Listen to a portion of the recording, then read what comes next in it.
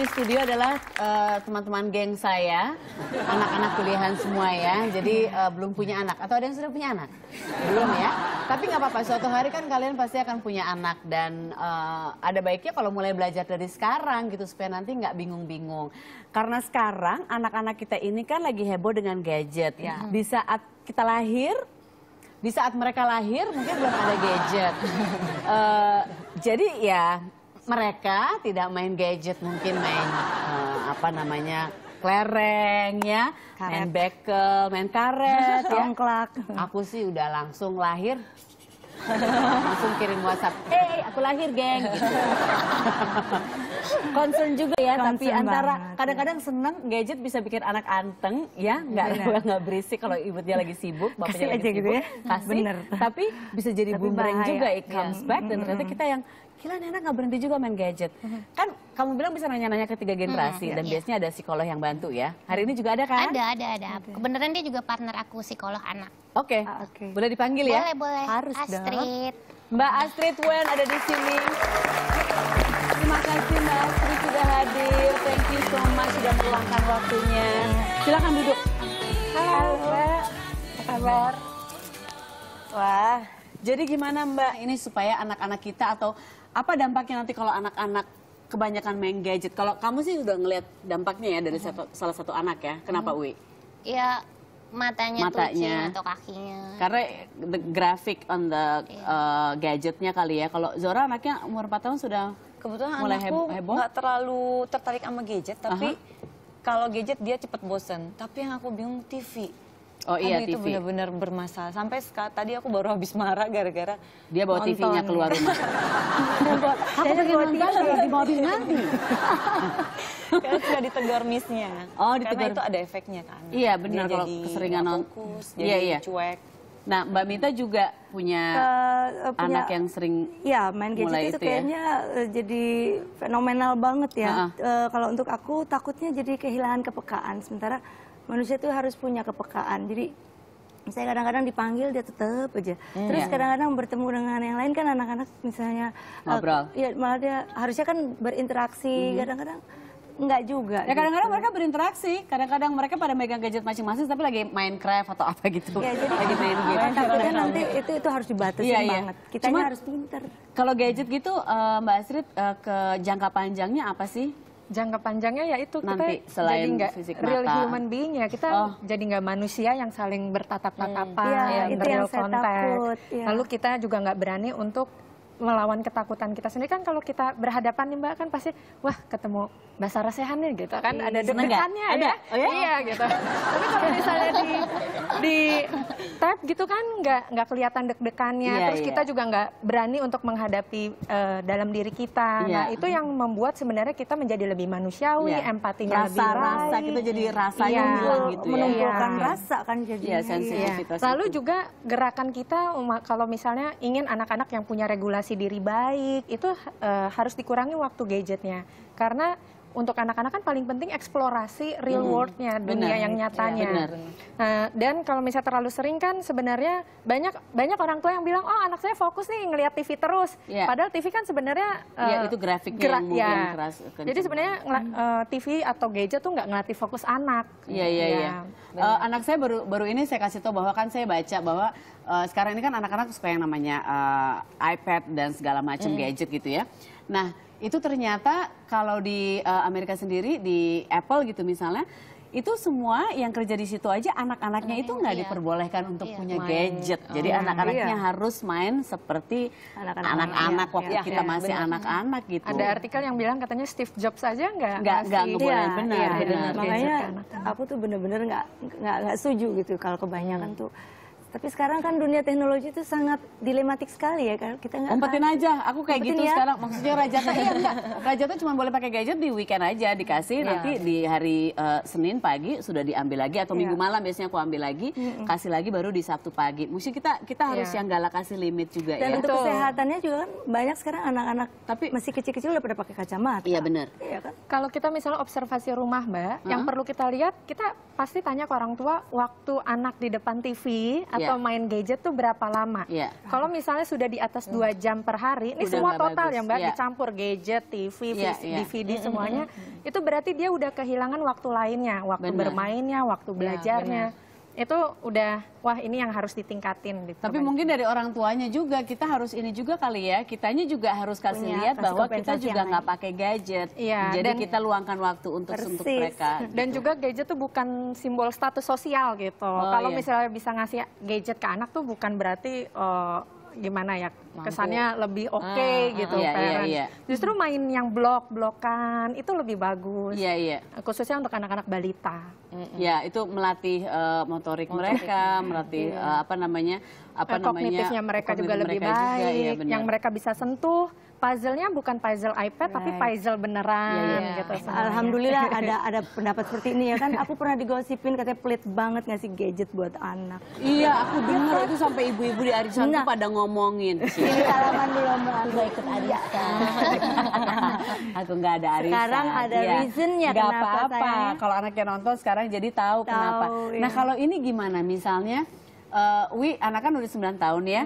Anak yang 9 tahun ini, atau mungkin Zora, atau mungkin Mbak Mita juga, anak 9 tahun udah pengen ini nggak? Belanja ini itu, beliin ini, beliin itu. Dari kecil anak-anak suka mainan. Kayaknya itu sekarang dari mamanya. Ibu, beli ini dong, ibu aku pengen sepatu ini apa. Ngalamin itu nggak sekarang? Iya, yang 9 tahun Shopaholic babies. Banget. Oh iya? Apalagi kan bola ya, jadinya pengen sepatu, keluar sepatu baru, ini baru, ini udah deh. Iya, cuma ya itu aku bisa ngerem, cuma bapaknya nggak bisa ngerem. Oh, bapaknya juga kepengen. Kadang-kadang gitu ya. Iya, kalau kayak gitu gimana Mbak Astrid? Itu tuh suatu kelainan, suatu penyakit atau memang itu fase aja, namanya anak-anak semuanya dipengenin atau apa? Sebenarnya memang anak-anak kan yang makin sekarang tuh makin trendy. Mereka coba ukur diri juga dengan apa yang mereka punya, apa yang mereka miliki. Boleh aku share nggak sih Mbak yang pengalaman Mbak Arka minta jam itu? Iya. Jadi waktu itu pernah bilang, Wen gimana sih anakku kok minta jam, aku kasih yang jam bukan aslinya. Yang bukan yang asli gitu. Terus tapi dia bilang aku mau yang asli, sedangkan yang asli itu gitu dia udah bisa lihat brandnya mahal. Nah disitulah justru waktu yang tepat untuk Mbak Uwi bilang bahwa oh kamu nih kita pakai jam kan karena nanti cepat perlu diganti gitu. Terus habis itu kenapa harus beli yang ini dulu supaya kamu belajar waktu dulu, bisa hargain barang dulu baru nanti dikasih yang asli. Dan habis itu juga bahwa ini bukan standar supaya kamu bisa diterima sama teman-teman. Ya gitu. Harus ngasih tahu bahwa materi itu bukan segala-galanya, nggak usah. Ini mungkin yang di sini juga yang masih muda-muda nih 18-19 tahun. Ini juga masa-masa rawan nih, masa-masa di mana ingin jadi keren juga, pengen banget jadi kayak Sarah Sechan gitu. Ya udah enggak, oke. Salah kali ya, mungkin Chelsea Islan kali ya. Chelsea ya, oke, I get it. Oke, tapi hal-hal seperti itu tidak mengukur bahwa kamu itu jadi seseorang yang hebat gitu. Materi doesn't mean anything basically ya. Anak-anak yang sekarang senang belanja juga kadang-kadang perlu dilihat apa belanjanya karena apa sih? Hanya karena supaya dia senang aja, supaya nyaman. Abis marah-marah terus butuh ngelampiasin, butuh belanja gitu biar lebih enak. Akhirnya itu seperti shopaholic tapi terjadi pada anak-anak gitu. Dan biasanya memang lihatnya dari lingkungan karena biasa lagi marah-marah kesel udah biar senang makan yang banyak gitu. Sama kayak gitu sebenarnya dari orang dewasa ibu-ibunya. Ibu lagi pusing, ibu mau ke mall, pulang-pulang ibu bawa banyak banget belanjaannya. Iya, ibu kan tadi pusing migren. Salah ya. Ini obat migren gitu.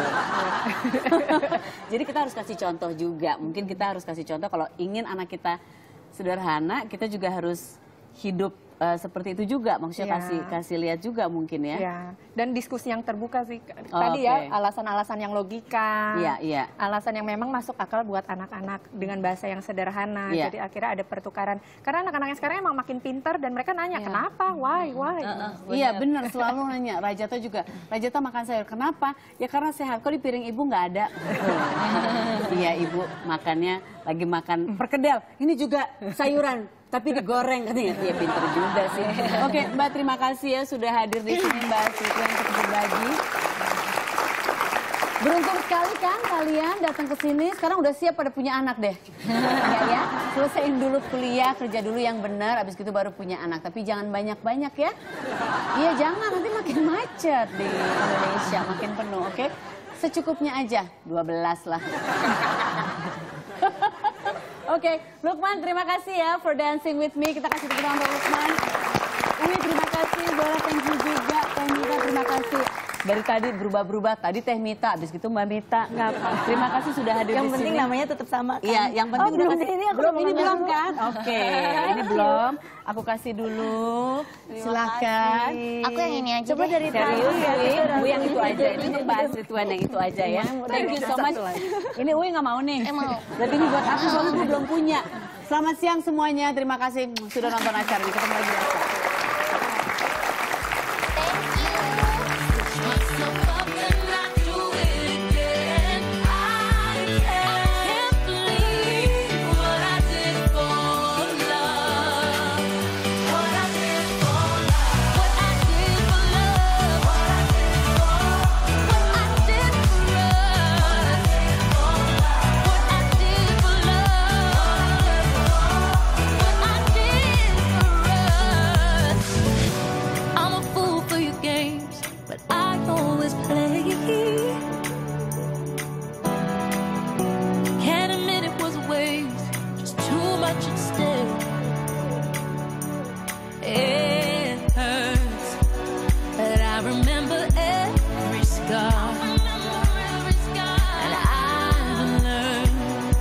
But living is the hardest part.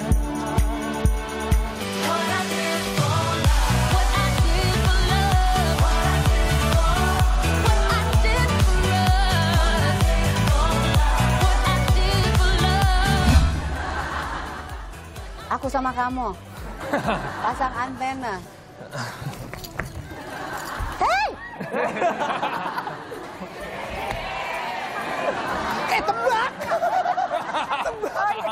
Oh, si Taurus itu kan? Iya. Apa? Banteng. Iya. Coba, Bagus enggak, sih? di close up boleh? Gila kayak hantu gue. Ah serius? Jangan cengengesan, mukanya sendu kayak cewek-cewek Jepang.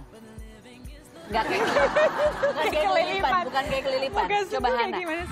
Nggak bisa soalnya lihat wajah anak kecil, tapi nggak apa-apa dalam rumah tangga harus ada yang kayak gitu, harus seimbang, ada yang tegas, ada yang kalau dua-duanya tegas anaknya pindah ke rumah tetangga. Iya kan?